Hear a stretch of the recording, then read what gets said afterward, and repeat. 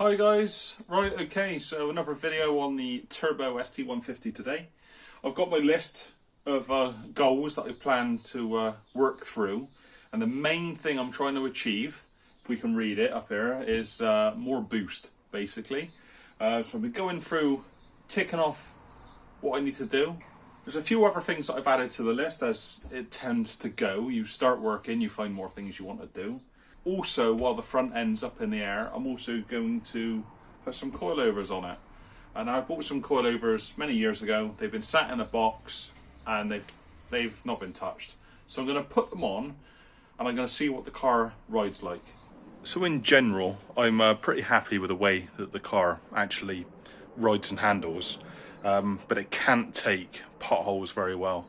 So I'm suspecting my front shocks have actually gone, which is the reason why I'm bothering to change to these coilovers. So anyway, I'm going to fit these coilovers because I've got them. So I'll talk you through that now. Okay, so these are the coilovers that I'm going to be using. They are a BC Racing V1 setup on this. So they are a used set.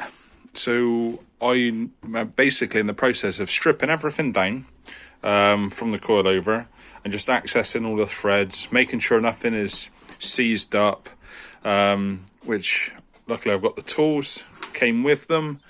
So using just a soft hammer, a bit of WD, I'm able to free it off because they have been sat around for a little while. So I'm just making sure everything's working, moving and acting as it should be.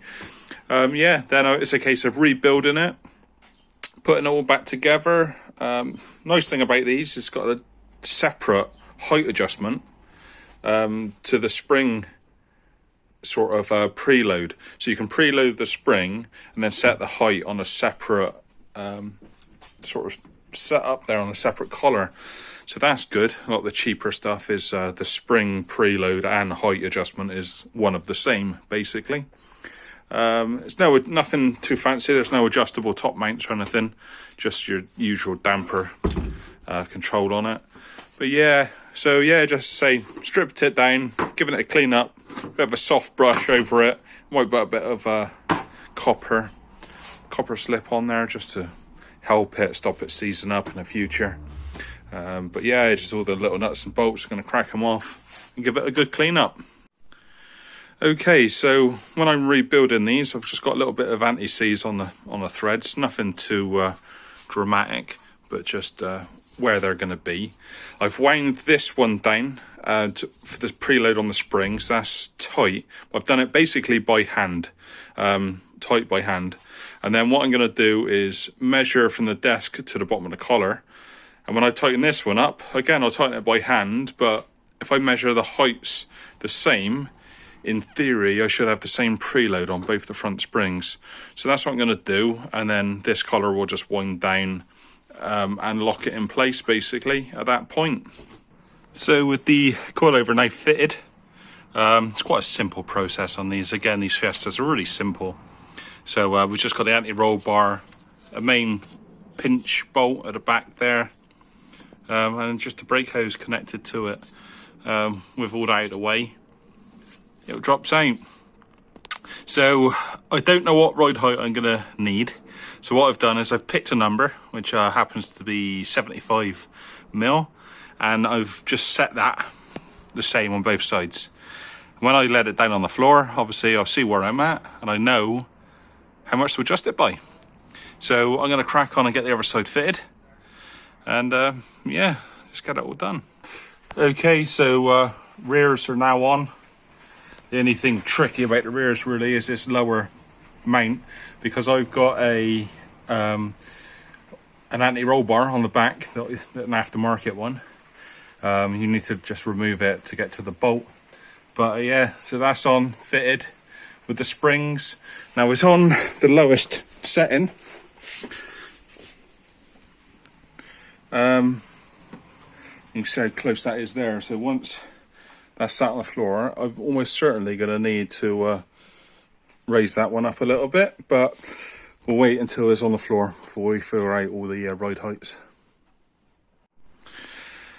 So, the most dangerous tools in the garage. I hate these things, but it's all I got at the minute. My other ones are at work. So, I've got the front shock, or one of the front shocks, stripped down. This would be the passenger side. So, let's, I'm going to push it down, and we'll probably hear. Oh, maybe not. But pushing that down, and it should return, which... I mean, it's trying, but yeah, that should come all the way back out. It's getting there slowly, yeah. So that thing has definitely passed its best. I'm going to strip the other one down for curiosity, and I can keep the bump stops and things off of it, and obviously sell the springs as a package. So yeah, there we go. That's happy days.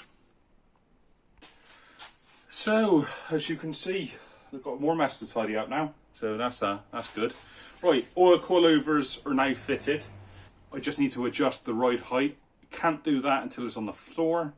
Before it goes on the floor, I think I'm going to do an oil and filter change, just to get it all fresh in there. Right, okay, so I'm going to order up the oil. So what I thought I'd do is take the wheels off, have a little look inside. This is the rears. Just while I'm waiting for the oil to arrive, give everything a bit of a clean up. Wheels were seized on, so obviously they've been on there a while. What I found on the brake pipe, you can just about see it's a tiny little bit of damage on the brake pipe. Now it only looks like it's gone through the rubber coating and just skimmed the stainless inside, so possibly it'll be all right, but I'm just going to play it safe. And I'm going to get some new braided lines to go on. Yeah, so it's always finding something, isn't there? Always something. Anyway, let's move onwards. All right, so my oil turned up. I am going to go for this Miller's oil. It seems to be fairly well rated as use. I'm going for a 540 in the oil weight. The engine from standard takes 530, but when I built the engine, I basically made all of the clearances the largest standard tolerance, basically. So it should be fine going to a 540, plus with the extra heat with the turbo, things like that. I don't think there'll be any problems. So we'll give it a go. I'll also see if it increases the oil pressure at idle, because it is quite low at idle, around about 14 psi. So see if that bumps up a little bit. Just interesting to know. And yeah, I'm using a genuine Ford oil filter. So I'm going to crack on and get that done. With that damaged brake line, it kind of leaves me with not much else left to do after I've changed this oil. So I'll probably take the wheel arches out maybe and give it a bit of a clean in behind there. Just save me twiddling my thumbs, basically. So yeah, if you've enjoyed what's going on, subscribe to the channel, and I will see you next time when I set the ride height, and I might have a play around with some new wheels.